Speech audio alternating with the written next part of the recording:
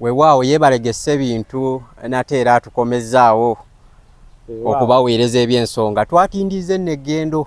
tuli eni wa Ssekabaka because batugamba watubeera abeera kabaka kibuga kye munda wano abeera kabaka tuli mu lubiri lwa kabaka ewamala edde wayitibwanga Wamunyenye ekyafaayo nakyo ojja kukyogerako Wamunyenye kituufu nnyo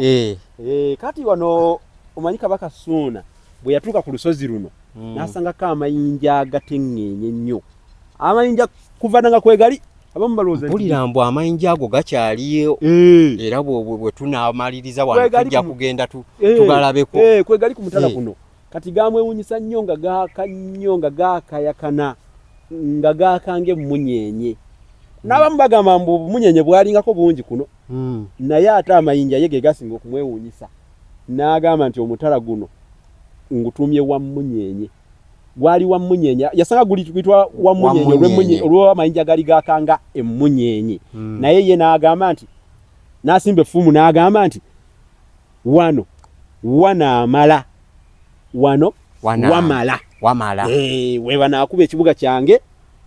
wamala wano nga bono simba wano wamala sigenda kweyongerayo wano wakola ki wano wetutuuse wano wamala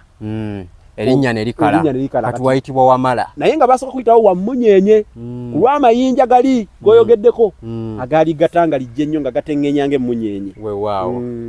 katukomeko ndowooza tukomeko wano bambadde ate ngenda kuyingiza nate ndaba